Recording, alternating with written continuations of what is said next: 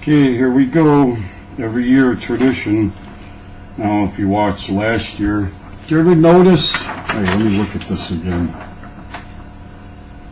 Wow, there is. Look, that was back in the mid-'60s. Look at a mix. I hope you can see this. Look at a mix of people, right? White, black. I mean, really? I know you. Ah, sorry, my camera ain't the best, but alright, here we go. Besides my old man. Oh yeah. August 28th, 1963. Alright, hang with me. I'm gonna try and took like I think 17 minutes or so because I'm gonna cry. So here we go. 50 years ago, a great American, Gary Hartman, in whose symbolic shadow we stand, signed the Emancipation Proclamation. Yes, this momentous decree came as a great beacon of light, of hope to millions of Negro slaves who had been seared, God, what a word, in the flames of withering, what another word, injustice. It came as a joyous daybreak to end the long night of captivity, yes. But 100 years later, try 60, whatever, close enough, we must face the tragic fact that the Negro is still not free, or any fucking minority in this country. Hang on. 100 years. Wait a minute, I'm sorry. Let me start. It's a new paragraph anyway, alright. But 100 years later, we must face the tragic fact that the Negro is still not free. 100 years later, the life of the Negro is still sadly crippled. Oh, here you go. By the manacles. Go look that up. I'm not even, alright, of segregation and the chains of discrimination. Oh, fuck yeah. Wait a minute, I need a fucking, because it's hard to follow with the, because it's so big. I need to follow the, alright, hang on, I'm sorry. I know this is fucking embarrassing, but I'll get it. I'm going to start over. 50 years ago, a great American in whose symbolic shadow we stand, signed, it's Lincoln, in case you didn't fucking know, you idiots. Alright, I'm gonna interpret too. I don't mean no disrespect, but I mean, come on, man. Alright, I'm just gonna read it. 50 years ago, a great American in whose symbolic shadow we stand, signed the Emancipation Proclamation. This momentous decree came as a great beacon of light of hope to millions of Negro slaves who have been seared in the flames of withering injustice. It came as a joyous daybreak to end the long night of captivity. But 100 years later, we must, try 160, or what, 60, we must face the tragic fact that the Negro is still not free. 100 years later, the life of the Negro is still sadly crippled by the manacles of segregation and the chains of discrimination. 100 years later, the Negro lives on a lonely island of poverty in the midst of a vast ocean of material prosperity. Oh, God, so fucking, God, eloquent or what? 100 years later, the Negro is still languishing in the corners of American society. Alright, I'm going to start over. I'm sorry. Because, sorry, he's in my blood, so I'm going to try and be close as I can. Hey, where is he? No, what the fuck? Get that fucking idiot. Ah, Jesus, really, Gary? Sorry. I'm fucking stoned as always. Ah, the light sucks. There he is. Yes. Wait. Alright, I know you see him. He's just upside down. Alright? Jesus, fuck, man. Alright, this is amateur art, but you know what? I'm still gonna get through this. That's how Gary rolls. Wait, let me get Pock in here. Pock, get in here. Where is he? Ah, fuck! My bad. Wait a minute. Ah, too far. Really? Ah, I moved the camera again. My bad. How's that? Better? There's Pock. Alright, Jesus. Man. Alright, here we go. This ain't working, man. I need something better. I know you're all laughing at me, right? Of course you're. Bob, score years ago, a great American whose symbolic shadowy stagger signed the Emancipation Proclamation. This momentous decree came as a great beacon of light of hope to millions of Negro slaves who had been seared in the flames of withering injustice. It came as a joyous daybreak to end a long night of captivity, yes.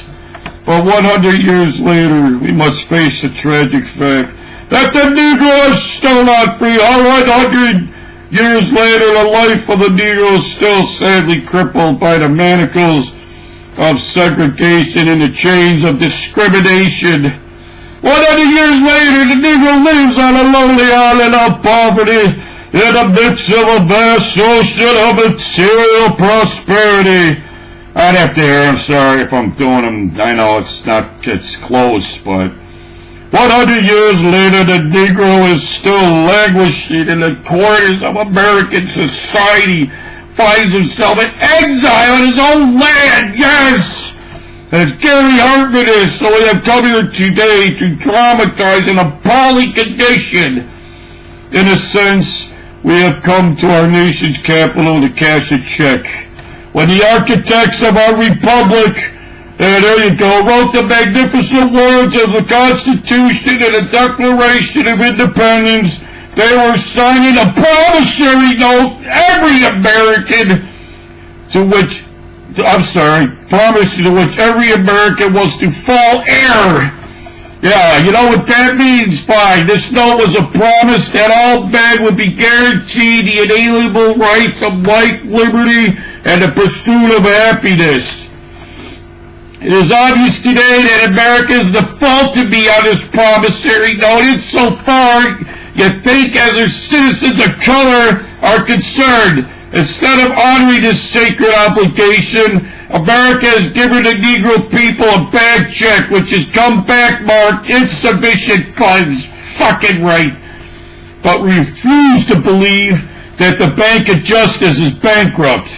We refuse to believe that there are insufficient funds in the great vaults of opportunity of this nation. Yes. So we have come to cash this check, a check that will give us upon demand the riches of freedom and the security of justice. We also come to this hallowed spot to remind Americans of the fierce urgency. And now, yes, thank you, God. Thank you for going out and voting. This is no rise. Yes, wait, I'm sorry.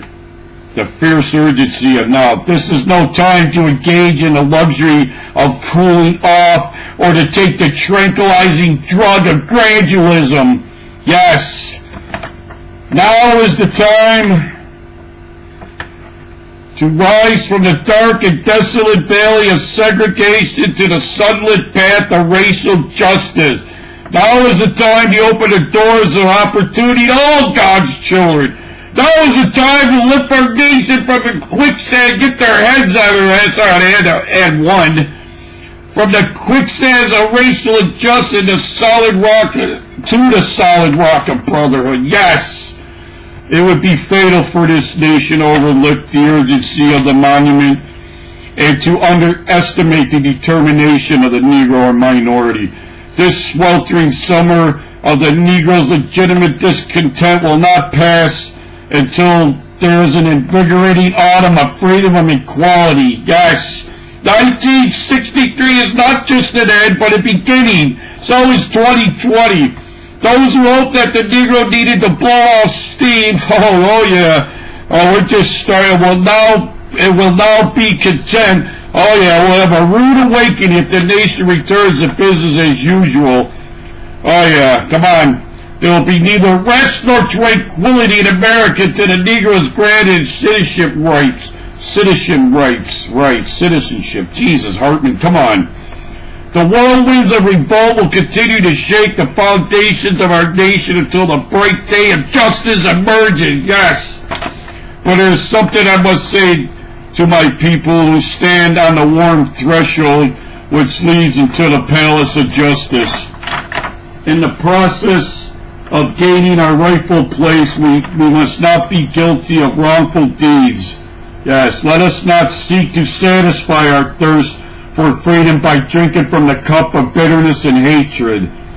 We must forever conduct our struggle on the high plane of dignity and discipline. We must not allow our creative protests to degenerate into physical violence.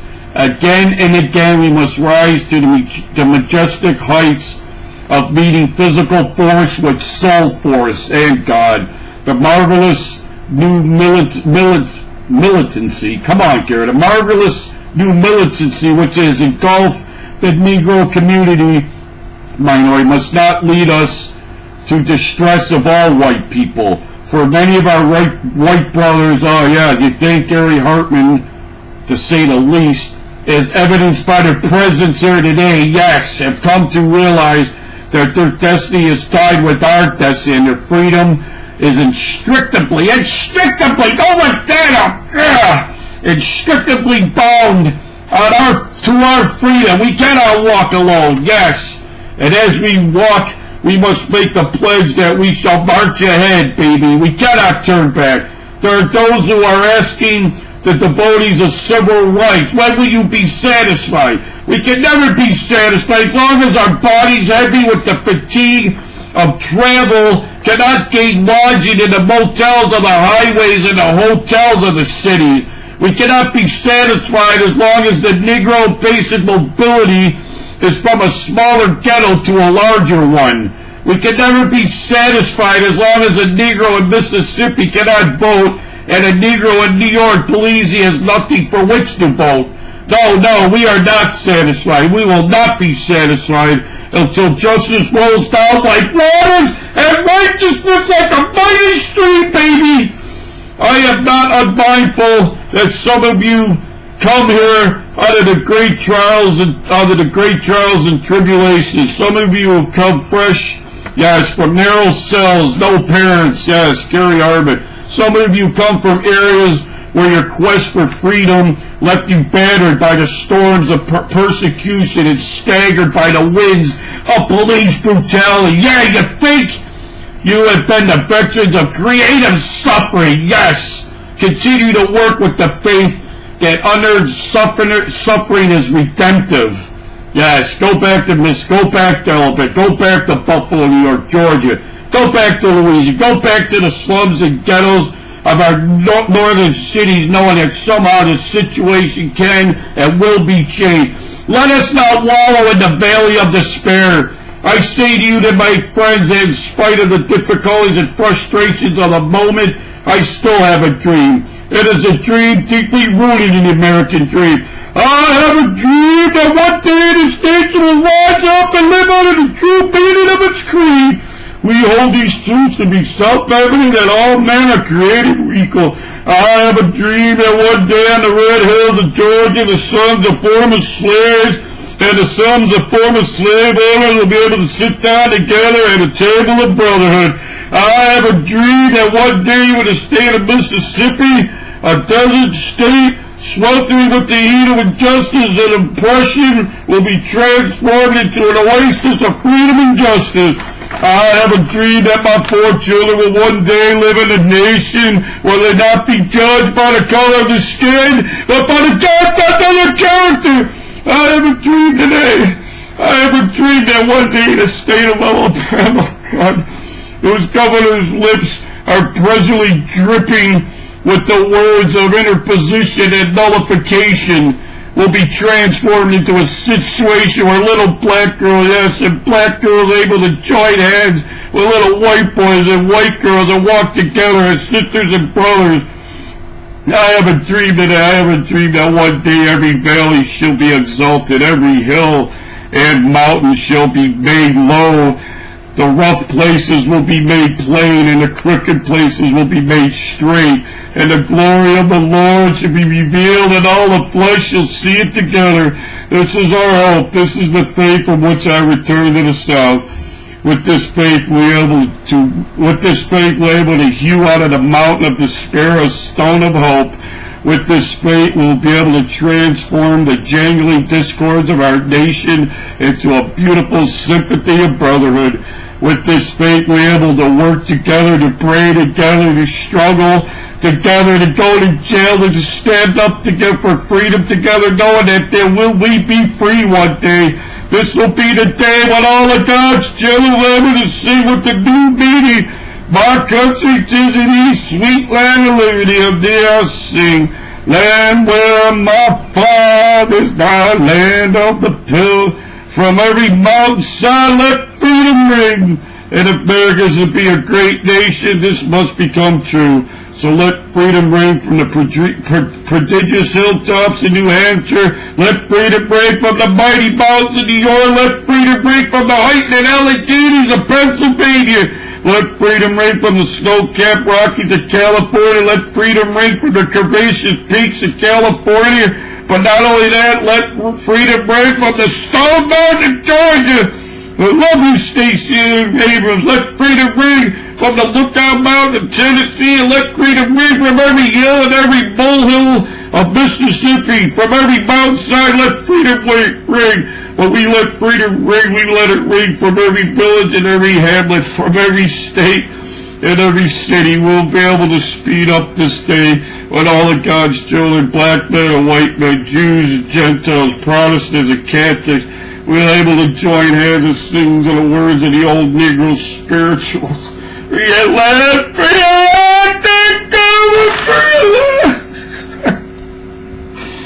Oh, God, 17 minutes, I made it. That was about it when it was last time. Oh, God. I'm so sorry, I fucked it up. I had to start on.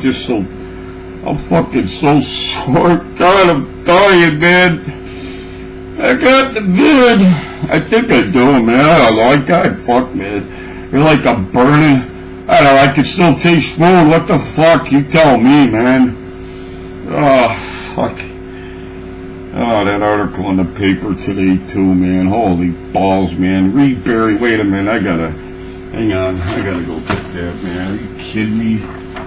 Oh, God. Oh, I can't believe how sore I am.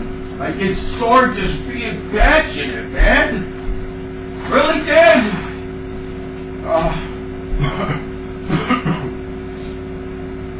Hey, what was I gonna do?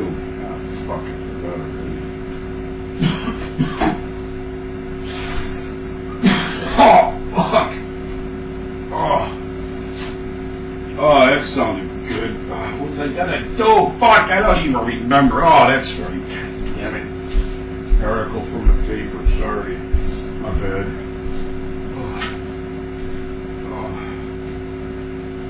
The garbage. Fuck. Wait, I didn't throw the paper out. Yes, thank you, Lord. All the dog piss in there. Fuck. Fucking dog, man. Why me? Why do I get out? Just so fucking sore. Damn it! Yeah, come on, God. Help you, Bill's Mafia. Wait, let me get a shout out to my boy. I don't know, the jinx might be over, Dad. What do you think? Come on, if there's a real God. Oh, I will definitely go back to church if we ever bring home a title. Allentown, I lived there. Are you kidding me? When they put me into jail, right? The fucking system, right? Yeah, remember? Yeah, go look up. Is it still there? The psych fucking nut house on Forest Avenue. Wait a minute. All right, fucking Puck. Just stop. Oh, the paper. Sorry, my bad. Oh, jeez. Nice hands, Gert. There you go. Fucking Barry. God, read this. Get today's paper. My capital punishment actually fit the crime. Fucking Barry. God, he's so Oh, here you go. I gotta read this. Where you going? I know. Here we go. Let's remember that MLK wasn't like. There you go. This was published in the Charlotte Observer in the wake of George Floyd's death. Nice. Well, not nice, but in black. You know what I mean. Fuck. In black. Okay. The message is as relevant. Okay, here we go. Martin Luther King Jr. was not a well-liked man. Gee, you think? He was one of the most polarizing figures in the United States during his final few years of his life. He was not the cuddly creature we reinvent every King Day to lie to ourselves about how he only wanted us to get along. His approval rating began to rise only after he was no longer here to demand America live up to its ideals. Yeah, there you go. Right? Everyone that dies. Alright, sorry. King wanted peace, but not at the expense of equality. He wanted little black girls and boys to play with little white girls and boys, but not if it meant pretending, racism didn't exist. He respected authority, but challenged those wearing badges and carrying batons. Yeah, sitting in the Oval Office. Gee, I wonder why. He wanted moral clarity, not cheap comfort. Yes. Were he alive today, he'd still be hated, yeah, you think, by those wedded to the status quo. Because he notices poor still being vilified as lazy. God, I fucking love you, Robin. It's Robin Tomlin, by the way, who produces or the editor of this paper. He'd see large corporations, like Walmart, brag proudly about modest pay increases, then quietly announce thousands of layoffs. There you go.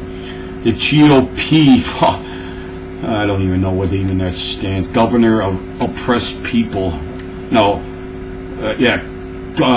not governor, or government of oppressed people. There you go. Any goddamn Republican, the economy, or what am I from Austria? Here you go. Okay, the GOP would still have enacted a tax law. Skewing the rich. That passed work requirements. There you go, for Medicaid benefits, something they have never required of the wealthy. Americans receiving government largesse. Largesse. Go look it up. I'm not even telling you what it means.